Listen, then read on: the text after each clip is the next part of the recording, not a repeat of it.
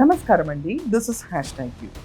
YS Sharmila ఈరోజు Congress party high command మీద చాలా గుస్సాగా ఉన్నారని తెలుస్తుంది.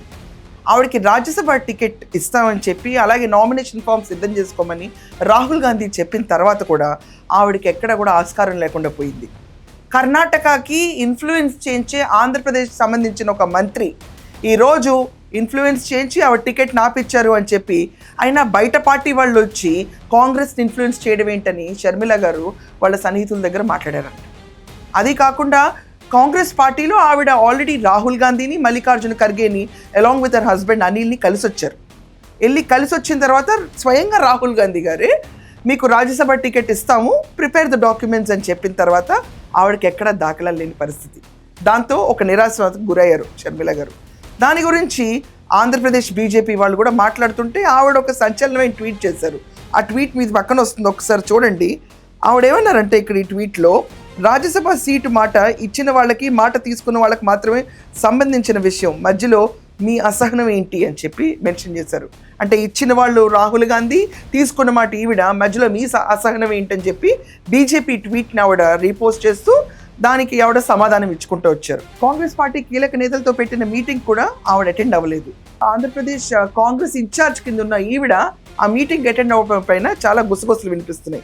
ఇది కాకుండా సోషల్ మీడియాలో విపరీతంగా చక్కర్లు కొడుతున్న న్యూస్ ఏంటంటే, ఒక influential person from AP influence చేశాడు కర్ణాటకకి, శివకుమార్కి, సో అందుచేతనే ఆవిడకి రాజ్యసభ రాలేదు అని.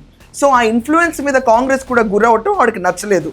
ఎన్నికల కంటే ముందు పార్టీని తీసుకొచ్చి కాంగ్రెస్ పార్టీలో కలిపేసిన షర్మిలకి ఈరోజు ఈ పరిస్థితి మింగుడు పడిన పరిస్థితిగా తయారైంది. ఆఖరికి చాలామందికి, సన్నిహితులు అందరికీ చెప్పుకున్నారు ఆవిడ రాజ్యసభ టికెట్ వస్తుందని చెప్పి, కానీ లాస్ట్ మినిట్లో ఫ్లాప్ అవడంతో కాంగ్రెస్ పార్టీ అధిష్టానం పైన ఆవిడ చాలా సీరియస్గా ఉన్నారు. ఇలాంటి తరుణంలో సోషల్ మీడియాలో చక్కర్లు కొడుతున్న వార్త ఏంటంటే, తిరిగి వైసీపీలోకి వెళ్ళిపోతుందా షర్మిల అని చెప్పి ప్రశ్న పెడుతున్నారు ప్రతి ఒక్కళ్ళు. అది మాత్రం ఎక్కడ జరుగుతున్నట్టు కనిపించట్లేదు. ఈరోజు కూడా ఆవిడ ట్విట్టర్లో ప్రస్తుతం ఉన్న గవర్నమెంట్ని కాంగ్రెస్ తరపునే ఆవిడ ప్రశ్నిస్తుంది. And she's not like Jaganmohan Reddy. Definitely తీసుకెళ్ళిపోయే పార్టీని అర్జెంటుగా వైసీపీలో కలిపి ఆవిడ సమాధి కట్టుకోదు. ఎస్, డిఫరెన్సెస్ వచ్చుంటాయి ఖచ్చితంగా. కాంగ్రెస్ హైకమాండ్లో రాహుల్ గాంధీ చెప్పినా కూడా ఆవిడకి రాజ్యసభ రాకపోవటం, అది కాకుండా ఆంధ్రప్రదేశ్ సంబంధించిన ఒక కీలక నేత అంటే ఎవరుంటారండి? నా దృష్టిలో జగన్మోహన్ రెడ్డి. అతనే ఇన్ఫ్లుయెన్స్ చేసి ఉండాలి, ఎందుకంటే డీకే శివకుమార్కి అతనే మాట్లాడి ఆపుంచి ఉండాలి, ఇంతకంటే ఇంకేం లేదు. సో వాళ్ళ మాటలు ఏంటన్న గుస్సా ఖచ్చితంగా రావాలి. అది చాలా జనరిక్ ఫీలింగ్, ఎవరికి దాంట్లో తప్పు లేదు. కానీ ఆవిడ మీటింగ్ కూడా అటెండ్ అవ్వకపోవడంలో ఈ particular in between the lines చదివేసి ప్రతి ఒక్కళ్ళు వైసీపీలోకి షర్మిల వెళ్ళిపోతుందని నినాదాలు తీసుకొచ్చారు.